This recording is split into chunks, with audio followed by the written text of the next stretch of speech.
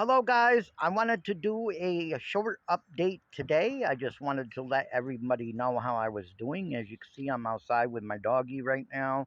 She is resting. We just went to Walmart and I had to leave her in the car. She was. I did have the car running with the air on, so she was, and it's only 60 something out today anyway. It's a very cool day, but she's relaxing on her blanket right now. She's warm actually. She's not shivering. Earlier she was shivering outside.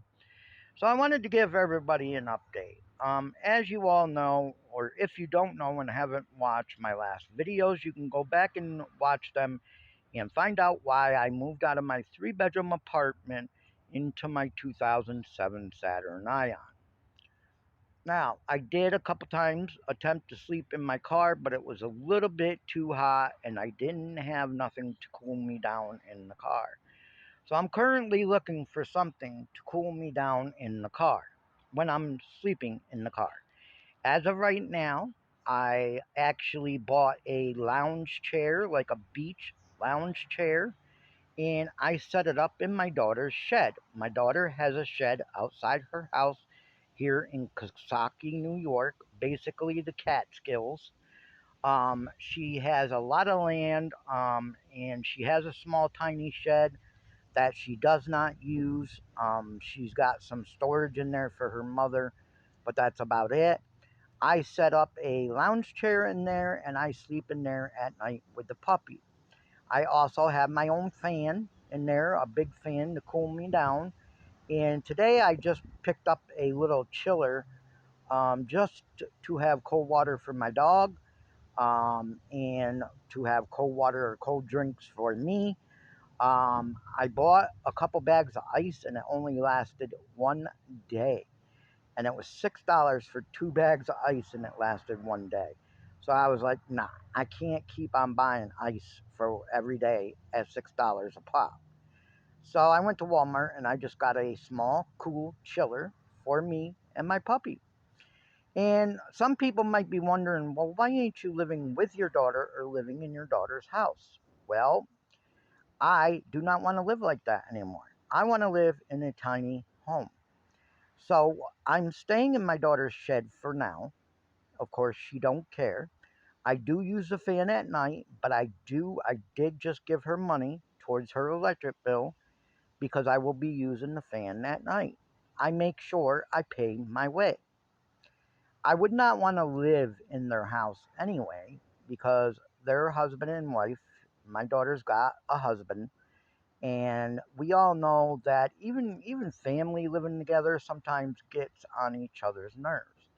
So what I do during the day is I sit outside, and most of the time my daughter sits outside with me all day.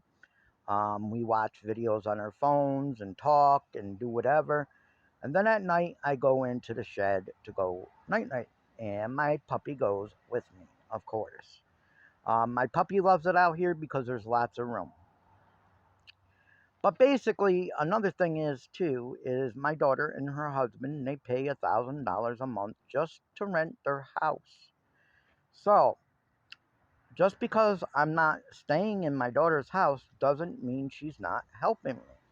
She and her husband are helping me by letting me stay, excuse me, by letting me stay in the shed for free.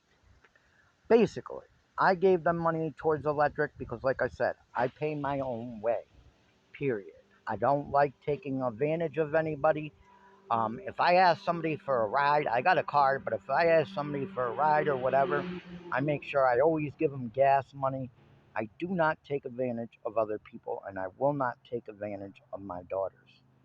So, therefore, like I said, she is helping me by letting me stay in her shed. I'm saving that rent money, $600 a month that I was paying, plus more.